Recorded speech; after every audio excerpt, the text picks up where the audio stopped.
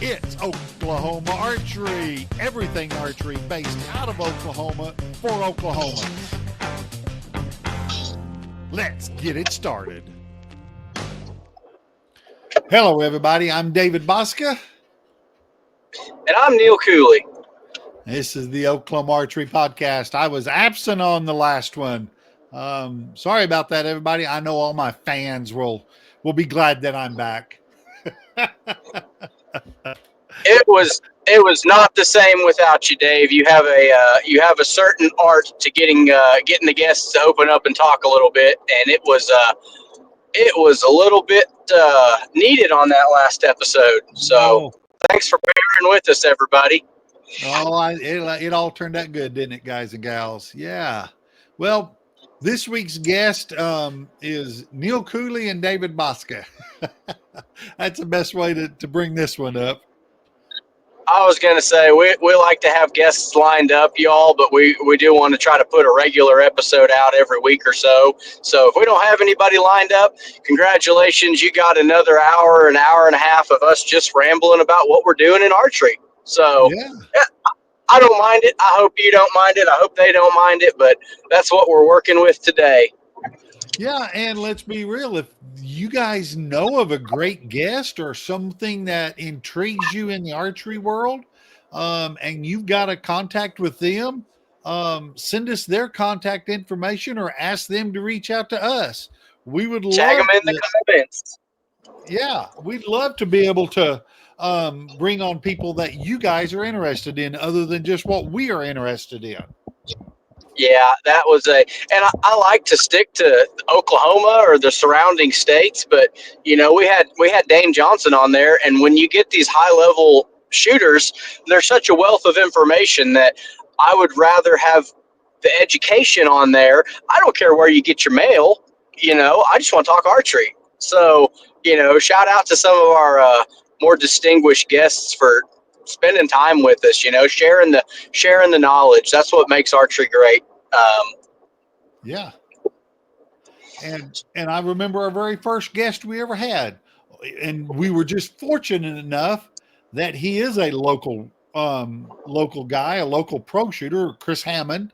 I remember when we had him for the first time, and I was thinking, wow, man, can this get any better? This is great. And he was sharing his information. Yeah.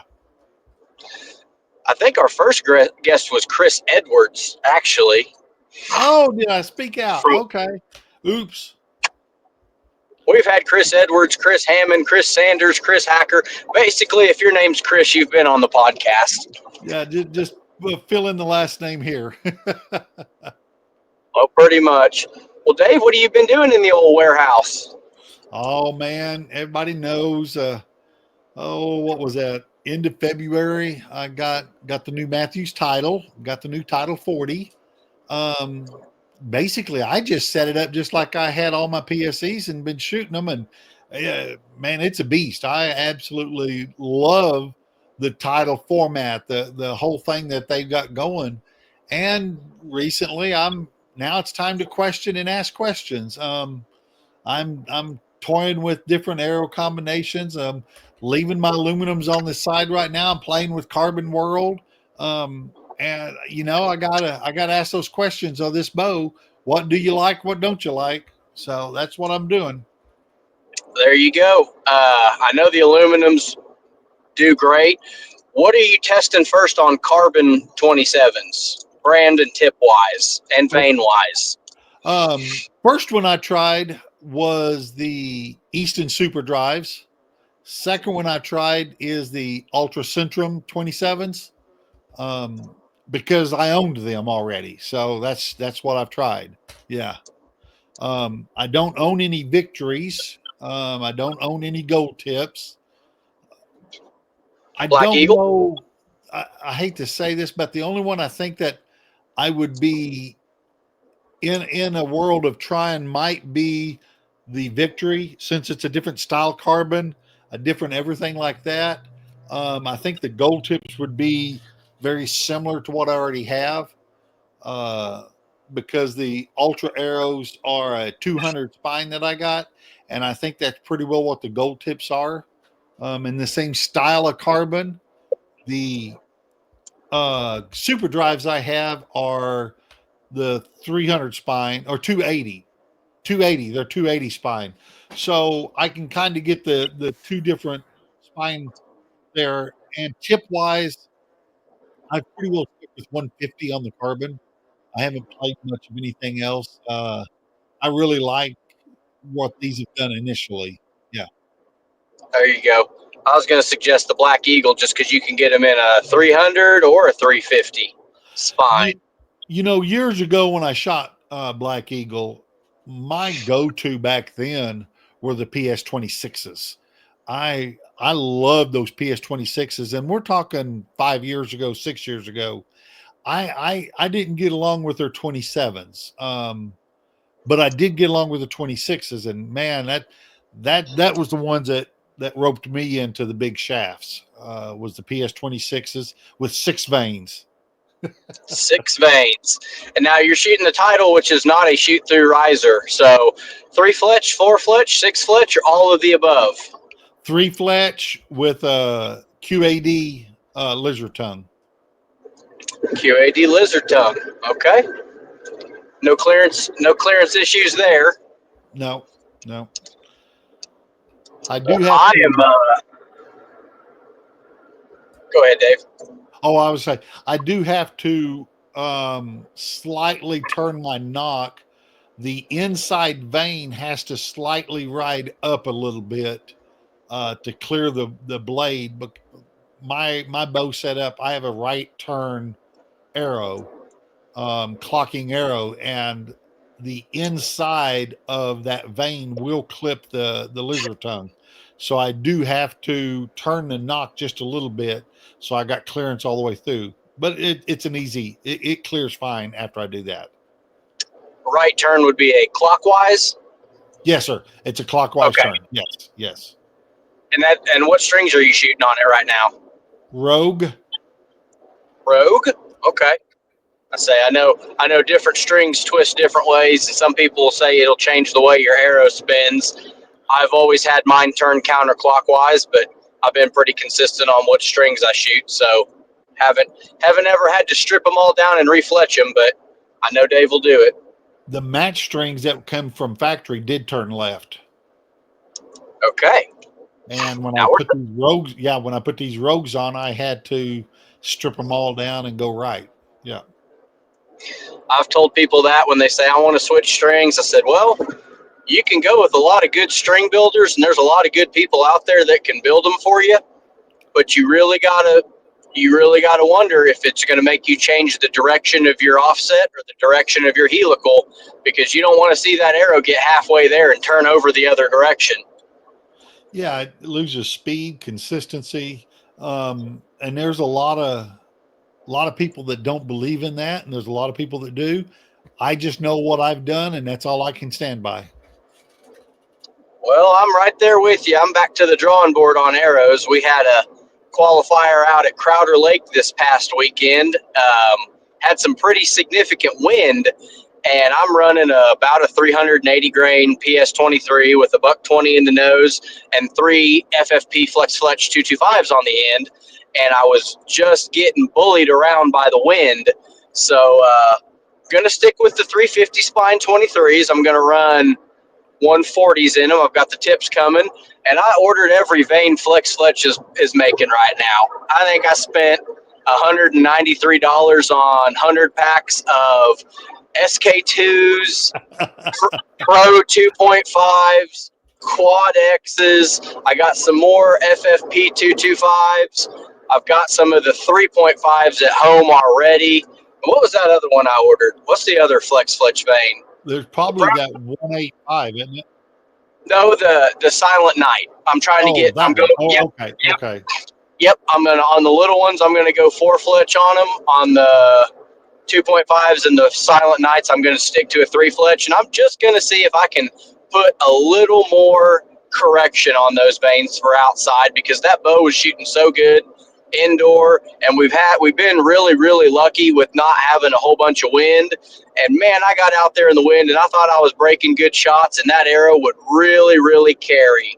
And I talked to a couple of buddies. My buddy Bryce down at Summit Bowstrings in Texas is like, send me your specs, man. What's going on? Because I would break a good, strong shot, and the wind would take it. And the next time we'd be out in the wind, I'd hold off a little bit.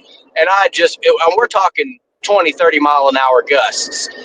I would hold off 5-6 inches and just let myself punch it, which is always a dangerous habit for me to get in because it does take a day or two to calm down and break a strong shot again mentally. It affects me on my shots. So I'd hold off and punch it. It hit right behind the pin. And I'd say, well, I don't know. And I think it has something to do with the execution. When you break a surprise shot, that wind is going to instantly move your bow, move your riser. If it's blowing left, right, front, back, wherever it's coming. So I think the wind really penalizes your hinge shooters and your surprise shot shooters much, much more than your command shooters. And having a really light arrow that's running right at speed was not working out in the wind. And I'm like, okay, I don't shoot 23s for indoor typically. I shoot them for outdoor. Let's build an arrow that's going to perform outdoors and be a little bit more resilient to the wind. So 20 more in the nose and a whole lot more on the back. We're going to see what it likes. What kind of rest are you running? Hamsky drop away. Hybrid hunter with just right at 6 inches of correction. Carbon blade on it. I call it the Batman blade. It's the little bat ears thing, not the horns that come up. It's the pointy one. I don't know the name of it. Yeah, I know why you got the 6 inches of correction. Have you ever thought about trying to keep it on till about halfway? I always ran my followaways to about halfway. Quite possibly. I've done it many ways, usually in a way that makes Dan Gaston roll his eyes and shake his head at me. He's like, come here, let's fix that. And when we tear it apart and 6 hours later, it's time to shoot my bow again. But yeah, that was a Michael Braden thing he got on that 6 inches. So I'll put it on the draw board, stick the arrow in it, take it to full draw, put me a little Sharpie mark right where the blade is, and I'll measure 6 inches down and basically crank it down until I can just see it start to fall right about 6. And the bow is doing great. I don't think it's a tune problem because it really is indoors without the wind and outdoors without the wind. It's very much forgiving. Like I can break a shot on a Vegas face, red, yellow line and catch an X on it if I'm coming back to center and getting a real true surprise shot. Like shooting inside out X's at 20 yards, which is a lot better than I am normally doing on an indoor game. So I'm really liking the tune. I think the wind is wreaking havoc on me. Well, I don't know, and it's just you're going to have to test it to find out. Obviously, the tip and the vein, but I think you'd behoove yourself just to try the overall just a skinnier shaft. Shoot that instead of the 23s. Well, this is 3D we're talking about, Dave. We can't shoot skinny. Isn't it in the rules somewhere that you're not allowed to shoot anything under a 23? No, buddy. Maybe in your rules, but I mean, if it was me and I'm shooting in Oklahoma where there's a good chance there's going to be wind every other weekend, I think I'd just look at the shaft itself because that shaft is going to catch more wind than your tip and vein is. That vein is going to just correct what's already going through it. You can't tell me that 2 inches on the back end is more critical than the 30 inches already going through the wind. Yeah, and that is the thing I'm going to look at as well. I had to leave these 23s a little bit longer to keep them under speed. They're a full 28 inches, where I could cut 2 inches off the end of it and still have some carbon in front of my blade. So there's another 2 inches of arrow out there as well that's getting affected by the wind. So it's going to be a little shorter. I think I'll lose in carbon what I'm gaining in the tip, but I know I'll have a little bit more in veins on the back because those 225s are 3 or 4 grains a piece. Like there's not much to them. Yeah, but does that make sense? I mean, your shaft is what's catching most of that wind, not just the vane. Yeah, it's a whole school bus flying down 45 yards through the wind. Yeah. That's the game we play, though. It's a game of strategy, and you got to have the right equipment. It would be pretty easy to relax the tension a little bit on that hamski and get 7, 8, 9, 10 inches of correction. What's the smaller arrow that Black Eagle has? Isn't it something impact? Does that sound right? Yeah, I shoot for my skinnies, for field, the 900 round, and hunting. I'll be shooting X impacts and 3. Yep, X impacts. It's a little bitty one, but they're durable, and I've tuned them before. I actually took them to TAC the first 2 years I went, and hated to lose them in trees and the canyons and the rocks and everything else. But they are a great shaft. I did have a set. I had 24 Revelations that I shot, and those are the micros. I think those are the 4 mils, or those smaller than 4 mils. I think the X Impact's a 4 mil compared to a 5, but the Revelations are skinnier, even skinnier than that. So they are a little tiny shaft, and I never could get them to tune very well because I know my draw length was short. This is back when I was shooting my Hoyts. Draw length was about 1 inch short, and I was fighting getting a random left arrow all the time. But the problem with them was the only place I could shoot. And when you get those micros in those field bells that are compacted, I'd need at least 1, if not 2 friends to help me pull them out of the bales. Almost had to leave them, and the ones that wouldn't be stuck in there so far would go ahead and pass through. So that's the problem with Steve Wingo shoots his 27s for field, shoots them for the 900 round and everything, and they might catch a lot of wind, and it definitely is an advantage for him to shoot one bow year round, but you're going to save so much energy pulling a big arrow because it's not going in the target as far when it's 3 or 4 field rounds or 90 arrows for a 900. Definitely save yourself some heartache getting them out of the bales. And that's a practical thing, and that's probably not a problem everywhere, but the only place I go shoot field is Trosper, because that's really the only thing around. That's the only field range in the Oklahoma City metro. We're working on getting some more. We got plans for one down south, and Tulsa's got a great one, but that's about 2 hours from where I live. So for field, man, you can shoot them real good, but if you can't get them out of the target, so I don't know what good it does you to leave a $40 or $50 arrow in the target overnight, let somebody else come blow it up the next day.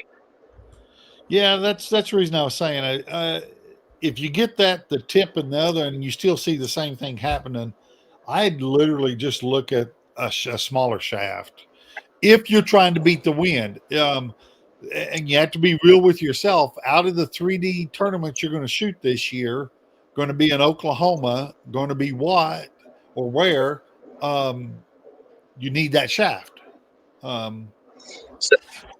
Yeah. You're trying to get me in trouble, Dave, because the way I'm going to do that is I'm going to buy a whole second bow, and I'm going to put that second bow together and set it up for field, which I have. I'm never going to ever shoot field or the 900 with a pin again. I'm going to put the dot in my scope because we're shooting dots. You need to have a dot in your lens. But I run those Optims to where I can take one of them off and just switch lens out real quick. And I can go from pin to dot in a matter of seconds and just move the place my ETAC light attaches. Instead of running it through the pin, I run it through the top 45-degree mount. And I use those UV holographic dots, and I put an orange one in there. And that would be massively convenient to be able to switch from a pin to a dot and just put a couple left and rights in it and see what it's going to do. And I could take the skinny arrow bow for some of these, but I'm hoping the wind just lays down and we have good weather. I'm an optimist because I like shooting. I like shooting outdoor, and I think it's all going to be rosy and sunshine and nice, calm 5 mile an hour wind at the most. And that ain't the reality, folks. It's Oklahoma. We don't get spring and fall. We get blizzards in winter, and then we get the rain and the wind and the cold spring, and then we get tornadoes, and then we get July heat that's 110, and then it's deer season and archery stops for all of October, November, maybe a little December if you're a procrastinator.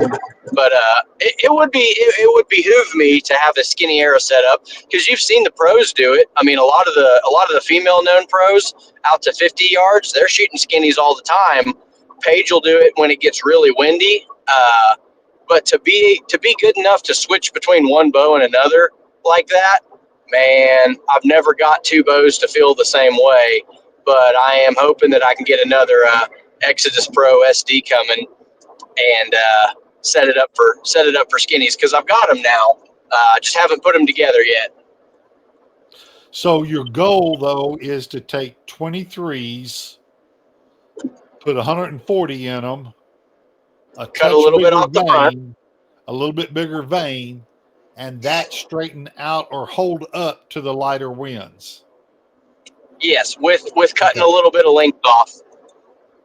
We had and the only reason that started this, because I was loving the way this bow shoots, and I think that it really likes the way the arrows are built right now. It doesn't like the wind, but it likes the arrows. And we had this big, beautiful cabin out there that we've had a pretty good crowd come out to Crowder Lake. So it's a little bit of a drive west. So we got a big cabin and brought a couple of targets. We were shooting there in the evening times, and I was shooting at the left dot. Somebody else was shooting at the right dot, and they flung an arrow at this bag target, and it bounced right out. And it kind of sounded funny, and I was like, man, I wonder what you hit down there. Well, hit the back of my arrow that I'm not shooting pin bushings, shooting irregular bushings, and it just tubed this arrow of mine about 2 inches worth, which I was like, that's why they sell them by the dozen. No worries, no hard feelings. But I saved it just to keep the point out of it, and I was like, I think if I cut that off and stripped those veins down, I think I could still run that arrow. And I got to thinking, I was like, that'll be a shorter one. We can run more point weight. It'll stay about the same, because you shorten the arrow, it gets stiffer. You put more point weight in, it evens out. So I'm thinking that's where I'm going to start. And I don't want to go cutting off all of them. I'll just buy another dozen. But yeah, that's what's going to start. And I want to do it so I can make sure it's under speed. But it should be. It's 64 pounds with a $140 in the nose. It should be just fine. I think I can get it right about 284, 285, right kind of where I like them for 3D.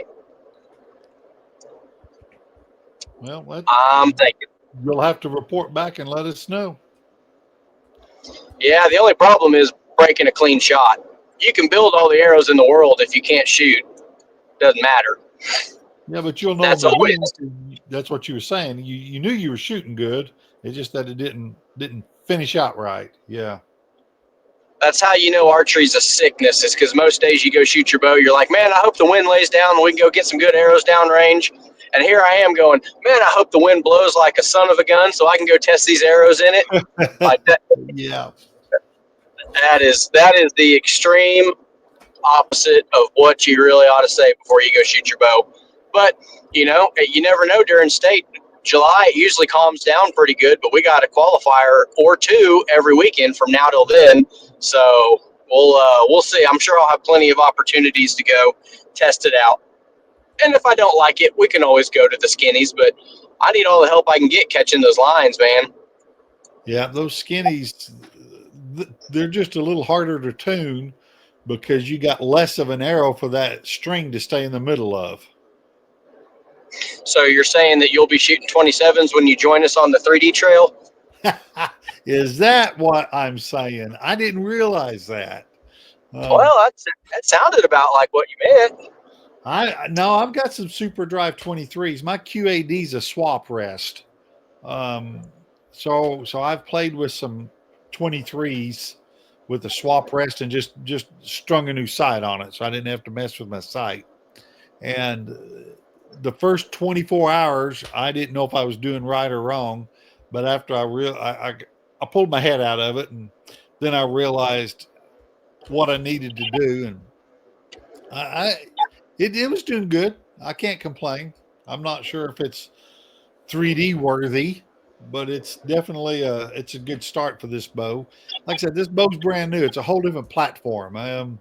There's so much I'm learning on it, grip wise, Yeah, there's just so much is different. On For me, your different for grip, me. are you running the stock grip with some tape wrapped around it, or are you running something aftermarket? I got one of the George's Gizmos grips on it, and I asked him to make me a wide. I like wide grips.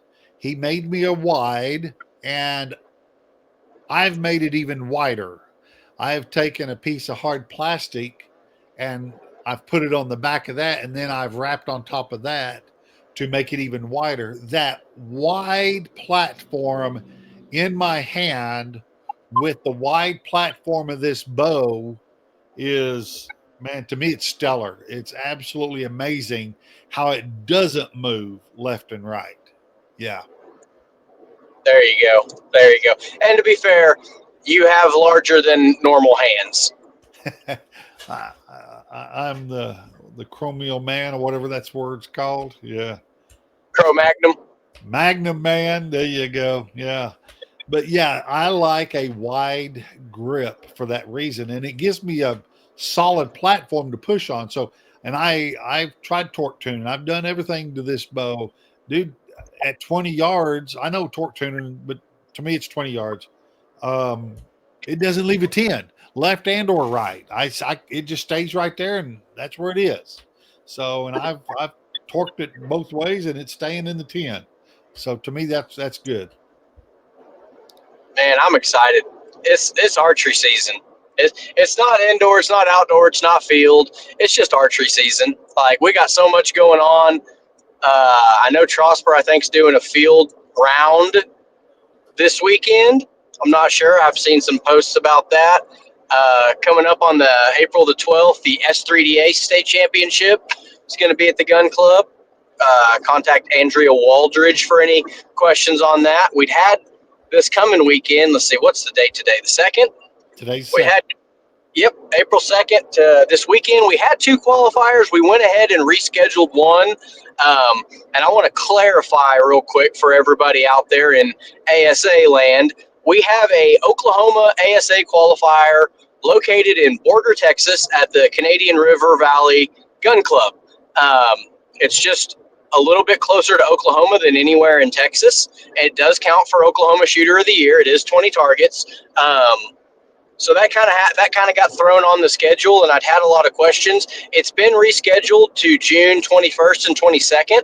So I want to have just a chance to encourage everybody to go check it out. It's a great range. They have some really good elevation changes out there, and they're telling me it's not going to be Texas heat by then because they're kind of at the base of the Rocky Mountains. So right this weekend they're looking at 20 to 30 degrees with rain and or snow. So we went ahead Wow. and we decided to call it early because they want to have a good turnout. They want everybody to have fun out there, and I don't think getting sleeted on and freezing rain is going to be the best conducive idea to having a good time on 20 targets at 3D. So we're going to move that one to June. We are still planning on going to Connors both Saturday and Sunday. I think we got a little bit of rain coming in Saturday, but Sunday looks like it's going to roll off. It might be a little cooler, not cold, just a little cooler, but probably need to bring mud boots for anybody interested in going to that one if they're listening before the weekend. I'll be out there Sunday so we can run a qualifier, and then we're going to do the old team bonus shoot afterwards. That's been a lot of fun, Dave. You need to come out and see one of those. How's that work?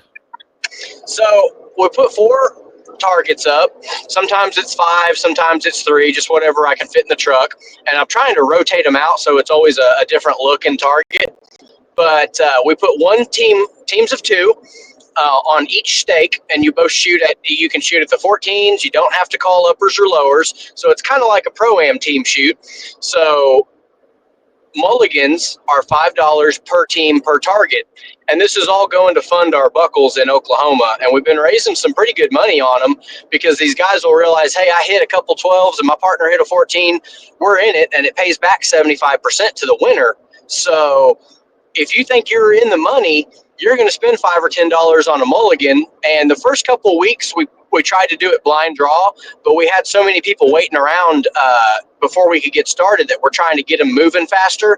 So what we've changed it to is you're allowed to pick your partner. And I think Chad Shoemake shot it with 3 different partners. So you can buy back in at any time. And it's basically 8 people shooting at once, 4 teams on 4 stakes. And we just rotate through 4 targets. Everybody shoots at once. I set a long stake for the about 40 to 45 yards. And then I'll set one about 20 to 25 yards for classes that don't shoot that far. So pins 30, barebow, trad, and any youth classes that don't shoot the 40-yard max, they'll get to walk up and shoot a stake that's a little bit closer to their max distance. And it's a lot of fun. We'll have kids that want to shoot. We got to have Chris Hammond come shoot with a couple kids at the gun club. Shout out to Chris for, sticking around. I know he's busier than anybody I've ever met in archery, and he took the time both days to stick around and shoot with I can't remember the different kids' names he shot with both days, but that was really cool to see some of our high-level pros in Oklahoma that are just, he wants to practice shooting at the 14s. He wants to practice shooting under pressure.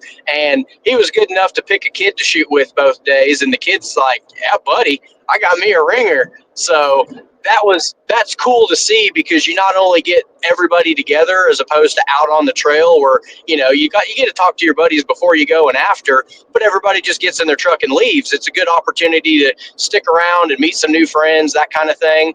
And it had some pretty good money. I think it was either Jack Simmons or Austin McDowell had bought back in, and they'd shot with one partner and then another, and they ended up winning first and second, because the way our payouts are structured, it's just like ASA. So in ASA, for your class payouts, 1 to 5 in the class pays out number one at 100%. If there's 6 to 10 in the class, it pays out first and second, split 70-30. If there's 11 or more, it pays out first, second, and third at a 50-30-20 split. So the more teams we get into this, the more places down it pays. And we had one guy win first place with one partner and second place with another partner. So he got, I don't know what the percentage breakdown was, but he got half of the 70 and half of the 30, because I think we had 10 teams in it. So it's pretty good to see, when they put a good score up. We say on 4 targets, par is 80. We had at Crowder Lake, 2 barebow competitors shooting together, and they got to shoot from the 25-yard stake as opposed to everybody else at 40 yards, and they nailed out of the gate a 14 and a 12, and I think they shot it pretty clean the rest of the round. They were in the lead all the way till the 3rd flight. Now, they ended up in 3rd place, but we had these compound guys trying to buy back in and find another partner and spending mulligan money to beat the barebow guys that, Neil Reinhardt inside out at a 14 at like 25 yards on the very first target. And these guys were in it the whole time. So they had a score of 80 out of par 80, on 4 targets of times 20 per, because on the shoot down, you score both arrows. If you pay for a mulligan, you each score your best arrow. Mulligan can never hurt you. It's a 0 risk, high reward mulligan. So we had compounders back here all trying to shoot at the 14 ring, contending with the wind, and the barebow guys are up there like, man, they can't do nothing about it. So they did finally get beat, but it took 2 or 3 flights worth of people shooting to beat the barebow guys, and I think that's awesome. I was all about it. They stuck around. They were like, "You think we're gonna win?" I was like, "I don't know, man. Chad Shoemake's got a lot of mulligan money in the pot." That's funny. That's when it is fun. I agree. That gets good. Yeah. Last year we did the Genesis, and the Genesis is always there. It's not gotten a lot of attention this year, but they're sticking around for the shoot off. They'd rather shoot their bow at a 3D target than a Genesis at a paper target, and I'll have 1 or 2 people a weekend say, "Hey, you got that Genesis here?" Like, we're doing the stationary target and the big spinning wheel.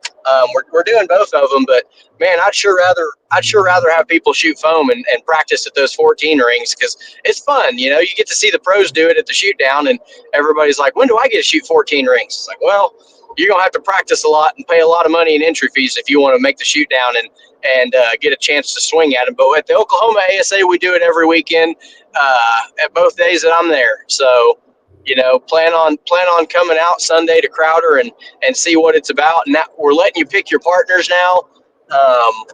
Both arrows score 75% payback, and the rest of it goes towards buckles that you can win in July. Yeah. They love the belt buckles, Dave. I don't know why. We're all a bunch of old fat guys. Gut covers up the buckle 100% of the time. But just knowing it's under that layer of fat's enough to feel accomplished. I guess that's one way to look at it. I told that to Johnny Kemp out of Louisiana. He's like, hey, you talking about me? I was like, I'm talking about me too, bud. It's like, that thing's looking at my boots 100% of the time, cutting my circulation off.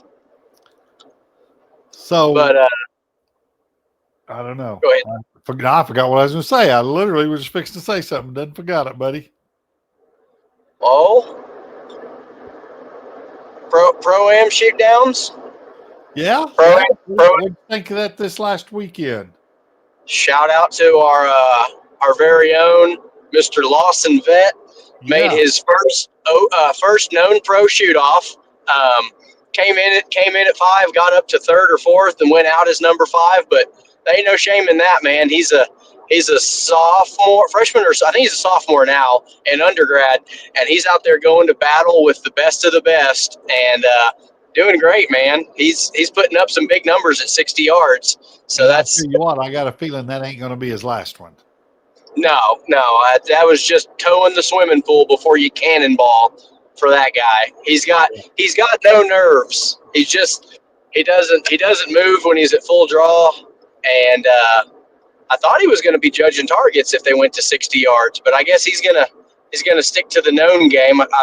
We did invite him onto the podcast, so shout out to Lawson if you're out there listening. We want to hear some shoot down stories from you, bud. Yeah, that'd be absolutely fun. Let's see who else. I think podiums from Oklahoma.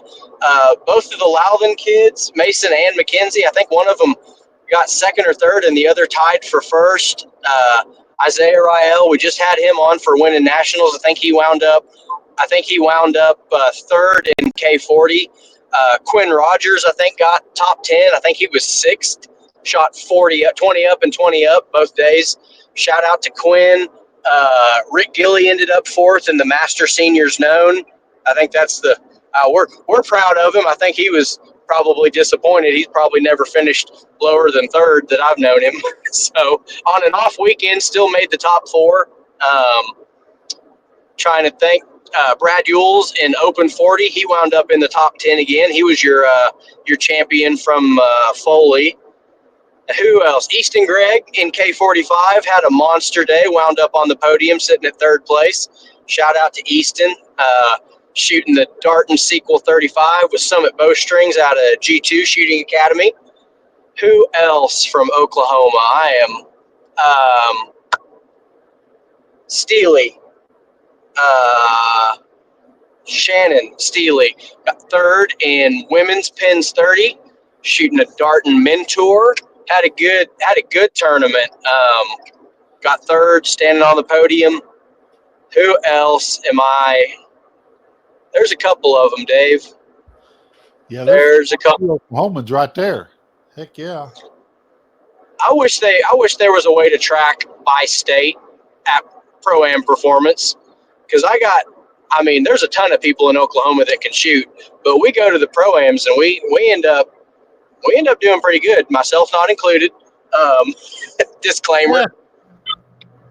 But there's a whole bunch of them up there that went all the way to Benning, and it's always hard having a qualifier at home when you got so many people that are traveling to the Pro-Ams, but it's 14 hours away, and we don't have enough weekends. We've got so many new ASA clubs that you just can't give up a good weekend, even if it's going to be really, really windy. I think we still had 76 official cards and 95 total. So we had a whole bunch of fun rounds shot at Crowder, but they were still almost at 100 people. So it's still growing back home. I think if there wasn't a Pro-Am, they'd have had 115, 120 real easy.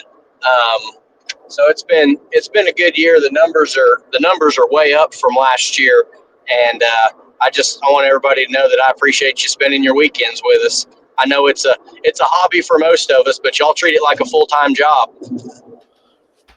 Oh yeah, that's just due to the dedication and the love of the sport, bud. It's just the wanting to grow and be better. It's a self thing. It's not a team sport. It's all individual, and we all know that it's on us. Yeah, and it like this weekend for me, it was not fun to go shoot in that much wind. But now I know there's something I need to address in my setup.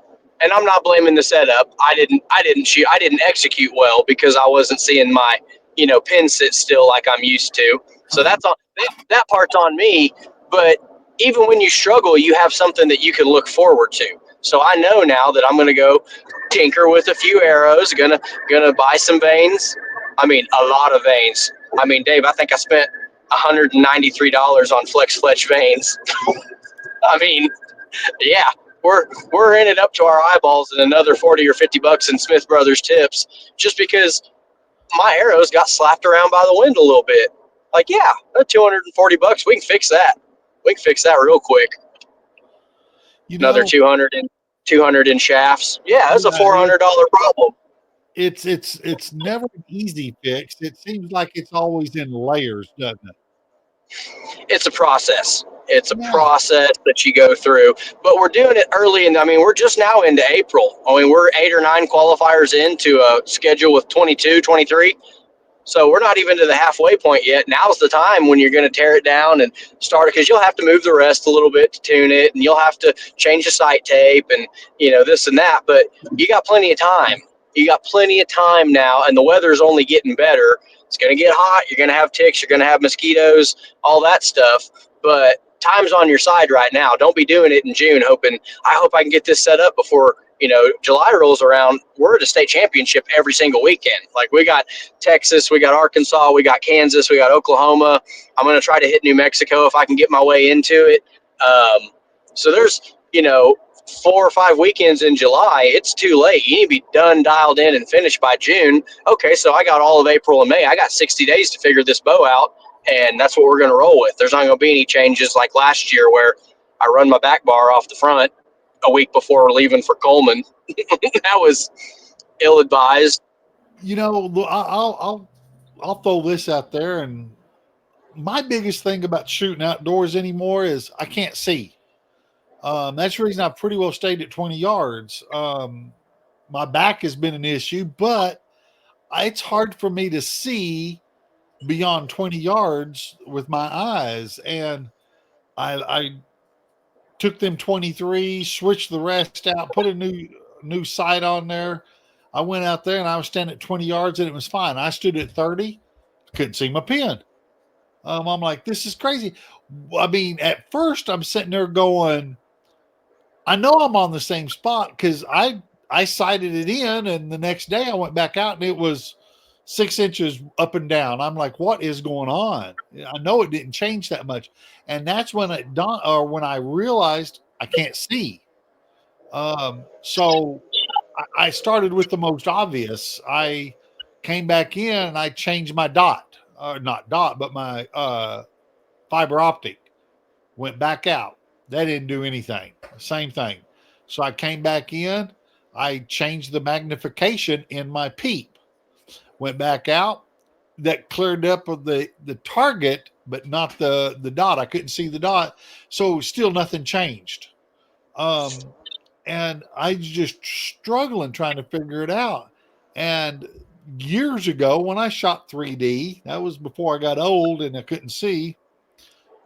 I didn't shoot with glasses at all. Now all I shoot with is my range glasses. So I took my glasses off and grabbed the ball cap and put my flip on that thing. Dude, money. Talking about your blinder.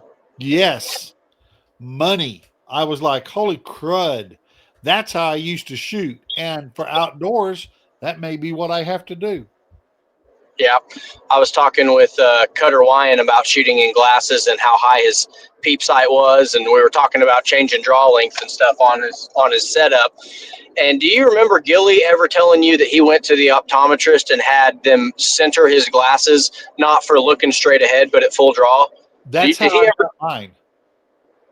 Okay. Did you have to take that to the optometrist and look through your peep sight? What I did before I ever had them made, I told the girl that was doing all that, I said, this is how I'm going to use these glasses. And I set them on my face how I was going to do it, because they're a no frame glass, so I can see sideways in them. And I stood sideways and I looked at her, and kind of like I was standing there holding the bow, and I cut my head back like I'm looking at my peep. And I said, and she took the end of an ink pen and said, is that it? I said, no. Is that it? I said, that's where it needs to be. And so she found where my focal point on my glasses needed to be.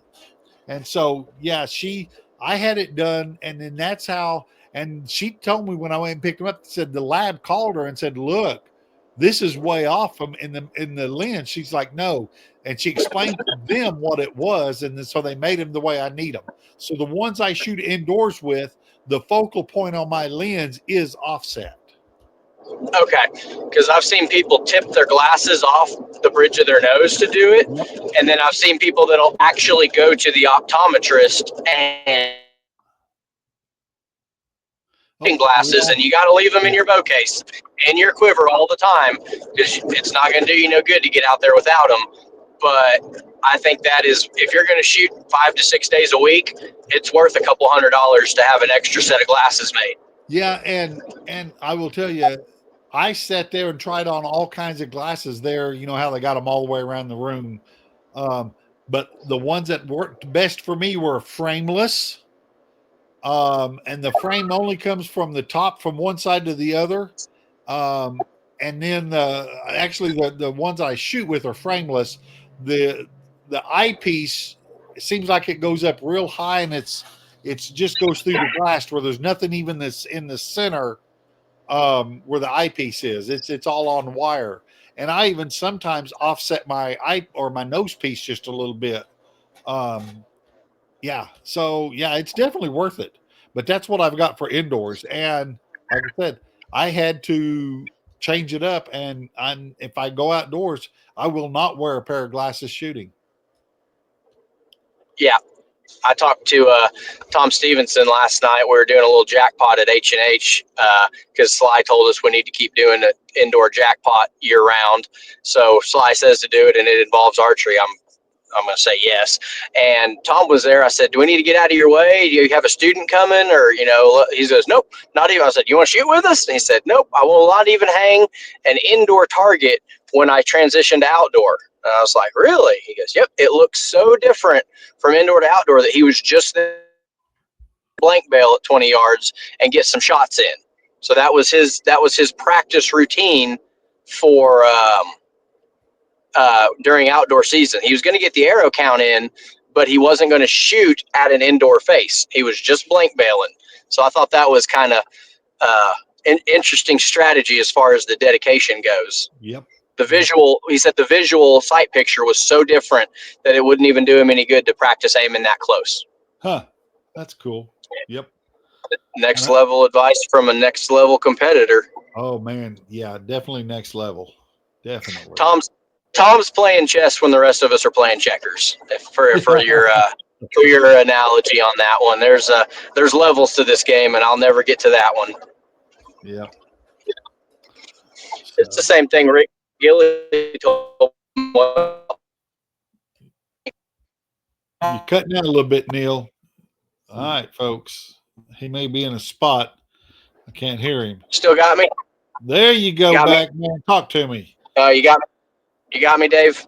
Yep. Go ahead. Yeah, I had a phone call come in. It disconnects me every time. So Rick Gilly is talking to me about blank bail and trying to get over target panic. He goes, yeah, you can blank bail, but you're going to have to face your fears and look at that dot one of these days. So hang you target up at 4 yards, and you can make yourself look at that pin and execute a good shot while your pin's sitting in the middle of it. So definitely something to think about as far as what these guys that compete at the highest level are doing to train themselves mentally for how their shot needs to look when it goes off. Yeah. Yep. I'm a firm believer in that too. I'm glad to hear him say that. But yeah, when I blank bail, I've got to have a target up. No doubt about it. When I'm blind bailing, it's just trying to get in the bow and keep my shoulders in shape, make sure my form's good, and I'm really just working on my release hand. I'm not really doing a ton of blank bailing, but you listen to like Blake Jerome is another high level coach, and he 100% supports blank bailing. And everybody in the world on the internet, all the keyboard warriors will tell him, "Oh, it doesn't do you no good." It's like, yeah, well, you're not shooting 30x Vegas games when you're telling the guy that. He is. So, not saying your opinion doesn't matter, but it just doesn't matter as much to me. Yeah, and playing devil's advocate, because I do agree with it. The one method doesn't work for everybody. So, but what that person's got to do, instead of, I hate to say this, it doesn't do anything for the sport, bashing someone that system don't work. How about say, that's a cool system for you, but this is my system and this is what works for me? Why don't people word it like that, for lack of better ways of saying it? But instead we get out there and just say that doesn't work. Well, that just because it doesn't work for you doesn't mean it doesn't work. I mean, yeah. Yeah. When you're glassing a 3D target and you knock your arrow and you got your button or your hinge hooked on your loop, close your eyes, take 3 deep breaths, and imagine that arrow going in the 12 ring. If you're upper or lower, just look at your veins and see whatever color veins and knock it is. See it land. Pull it back and shoot it. Tell me if it works. Maybe it does, maybe it doesn't, but it's going to reinforce that manifestation of what you are about to accomplish in reality. Yeah. Some people say that might be insane. That might be a fictionalization of something that's never going to occur.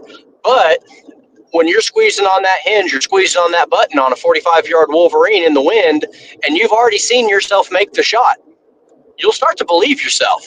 Yeah. There's something psychological about, whatever you need to tell yourself, positive mental reinforcement. Joel Turner's got his mantra, here we go, whatever that variation of that is. You can't tell me it doesn't work, because I've just saw myself make that shot, and if I pull it back and go there, yeah, maybe it worked, maybe it didn't, maybe it's kind of hokey, but it doesn't mean that it didn't have some sort of I don't know, influence on my ability. Oh, I'm with you, bud. I believe in that kind of stuff too. Yep. Somebody here in front of me just barely can't merge. What about Oklahoma drivers? They can't merge into a lane. Just absolutely struggle bussing. And here, I'm going to get over here and cut off a semi and slam on my brakes. Well, that'll do you good. My bow's in the trunk. It'll break the impact, and I can order another 2 of them instead of another 1. Look at the waste of all those veins. No, man, the strings will be fine. I'll take them strings off. No, veins are on their way, man. Veins are in the mailman. Veins, Smith Brothers points. Bought some little gadget for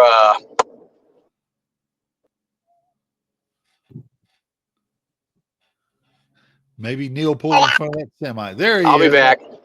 I thought you pulled in front of that semi. Yeah. No, another call. Welcome to my life. Yeah. Phone call every 3 minutes. And they're all archery people. They want to know where we're shooting or what we're doing. And I let it go 1 ring, and then I send them to voicemail. They're probably all mad at me, but yeah, you can tell when the phone rings because it cuts me off the broadcast here. I'm in the car right now, but driving back from the new job, man. Found gainful employment, thankfully. Well, good. That helps encourage or let you spend on the archery side. Oh yeah, buying bows, arrows, veins, everything else. We're ain't even got my first paycheck yet, and I think I'm spending all in bows and arrows already. But it's just money. You can make more of it. That's right. I've never seen anybody have their banker chasing behind their funeral procession there. Yeah. They can't bury it with me, and I can't take it with me when I go. So might as well spend it on archery stuff. And might as well shoot it at a target, right? Yeah, you can shoot it up your vein, shoot it up your nose, or you can shoot it at a high quality Delta McKenzie lower 12 ring at 42 yards. That's the way I'm going to do it. There you go. Everybody wastes money, and you can't say it. You can't say nothing because you've wasted more veins than anybody Oh that yeah. I know. Oh yeah. Three I'm into Knox right now. into Knox right now. Yeah. Yeah, I've got 3 types sitting on my desk, and I have to admit I do have a couple more coming in the mail myself of Knox. What kind of Knox are we talking? Well, what I got on there right now, the Biter H Knox, the Hunter Knox, and I like them. It's just that when I got online, they don't have any white ones. What? So, Really? yeah, they didn't offer them right now. So I've got to find some white Knox that fit. And I've always in my aluminums, I've always shot the Easton Super D's, the 3D Knox. So I've got some Easton G Knock large groove coming. The AAE IP knock, and I got some gold tip knocks here. They didn't fit. They were tiny. So I've got a couple different knocks I'm going to try and put on these carbons. All pin knocks? Yes, that's what I put in these originally a couple years ago. So I'll stick with those for now. Since there's such a light arrow, I don't mind a pin knock. I wasn't a fan of the pin knock with a heavy arrow. I just think it's too much arrow for a light plastic. But with a pin knock or the light arrow, I don't mind because I've dropped like 150 grains or something total shaft weight. Oh wow, Yeah. that's crazy. I mean, something I'll about tell you how crazy it was, Neil. 135 clicks going up on my site. That was the difference to get it sighted back in. 135 clicks. Yes. That's how much flatter these are shooting. Some people think that the full length aluminum with 300 grains in the tip is forgiving. I've had better luck with the arrow that leaves the bow faster being forgiving. I don't know where that lands, but something about a real snappy bow that gets the arrow gone has always done a little bit better for me as far as sticking in the middle before I can do something wonky to push it out of the way. I loved my aluminums, dude. I mean, it's hard for me to continue to set them down. Even Sunday when I first started with this, when I had it all signed, I thought I'm just going to try shooting, but it just that soft thump and watching it fly, it just feels good. But I think these carbons might be for me now. I'm not ruling any of them out. Like I said, I'm testing the 2 and I'm leaning on 1, but I understand that aluminum feel, man. It does feel good shooting it. Well, the thing I like about carbons is, you're not going to shoot the spine out of them. An aluminum, shoot that out of aluminums either. Good gosh. I don't know. I've heard it. I don't know if it's. I've also heard that elephants fly, but I don't believe that either. I've never seen it. I have never shot the spine out of an arrow. It might take a while, but you put the volume in, you could probably get to it before too long. Maybe.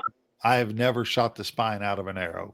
I mean, yeah, that's just me. Sound to me like they're just missing after a couple of years. They got to have something to blame. I told you what I pulled out. I had some 2613s I had to wipe the dust off of them. They were so old that the vein was brittle. I just touched it and it just come apart. Those arrows shot just fine. We had a guy in our master senior class come out and shoot 3D at Connors, and he had some carbons. I don't remember I think they were 23s or maybe 25s, and a brand new lift. And I think he missed 2 out of every 3 targets. Just didn't have a good day with it. Looked like he was overbowed. Bow wasn't put together, wasn't half tuned. He came out to Connors this weekend with the old Matthews switchback solo cam and some 2314s that are probably older than me, and he didn't miss a single target with them. So ain't that great? There's something to be said for an oldie but a goodie. Yep. My old carbon arrows that I used to shoot, it would be one of two. It'd be either a 339 ACC or a gold tip ultralight 22. Travis Keith is still shooting the ACCs out of his Matthews title, and he shoots better than a lot of people, myself included. So out there in the wind, he's flinging those old skinny arrows. Don't bend. Yep. Don't bend them when you pull them. Pull them straight out. They got aluminum in the middle. Yep, I loved my ACCs. I did. I had 339s and 349s, but my favorite was the 339s. Yep. I never could figure out the spine of them. So shout out to Steve Anderson for making me look stupid every time I try to tell someone what the spine is on an arrow, and they pull out an ACC, and I'm like, got to look it up somewhere. Some of them had a slash, and it was like 340, 400, 500. I know some of the recurve shooters will shoot like 700 or 800 spine ones, but put it on the damn label. Put it on the label. I don't know what that 339, 34. Yeah, no, we're done with that. You're done. You're done. Yeah. Not a fan. Well, Neil, I'm gonna get off here, boss man. Where are y'all going this weekend to shoot? Connors State has their second ASA qualifier of the year. If anybody wonders why Connors has 2 dates and they're both early in the season, it's because they're a college program, and about May 10th is when they graduate. So he don't have any help after May. So we always give Connors a couple of early dates because that's when his student athlete volunteers are on campus with him. Borger, Texas has been rescheduled to June 21st and 22nd. And then we've got the weekend after that, I believe, is the Tulsa Archery Association ASA. So we got all kinds of shooting going on coming up in the next few weeks. I know everybody's getting ready for TAC. And then we've also got our Center Shot State Championship coming up. So anybody who needs to get a hold of Casey Bruce, they are shooting a little bit of indoor 3D. I believe that's with Genesis bows. So there's all kinds of events, no matter if you're young or old or big or strong or small or whatever. Come out here and fling an arrow with us. And Tuesday evenings, you're trying to get together and work shooting at H&H, doing an indoor deal going. So a little jackpot. Don't forget. Yeah, if anybody wants to keep their indoor game sharp, it's just we've been doing a $10 buy-in, and depending on who shows up, we've done everything from winner takes it all with the shoot up. We've done blind draw teams. We've done pick your partner teams. I think one weekend we had teams of 3. Because we had, I think, 4 open and 2 hunter stabilizers. So 2 short bar guys and 4 long bar guys. And we just put them on a random wheel and pick your partner. But we let everybody kind of vote on it, what they want to do. I don't want to take money off anybody that says it's not a fair competition. You know, there's always, it's got to be fun. There's going to be somebody that, you know, I don't want to hear no complainers because they all call me to complain when they do. So I'm going to save myself the headache and let y'all decide how we want to do a jackpot. But that's something that Sly Cooper came up with. And if you've ever met Sly, you probably ought to take his advice if it involves shooting indoor. I wouldn't say for 3D. He ain't got that one figured out quite yet, but we're working on him. All right, guys. That's all I got. I appreciate everybody listening in. Like we said, hey, if you know of a good guest or if you want to be a great guest, come on. You can fill out our questionnaire. We got a questionnaire for you. Background screening, urinalysis, need to see last 3 years tax returns and at least half your baby teeth if your mama saved them. And so send that Knox. White biter Hunter Knox for Dave. I've got some, Dave. I'll bring them to you. All right, guys. That's all I got, Neil. Man, great chatting with you again. You too, Dave. I'll talk to you soon. You bet. Bye.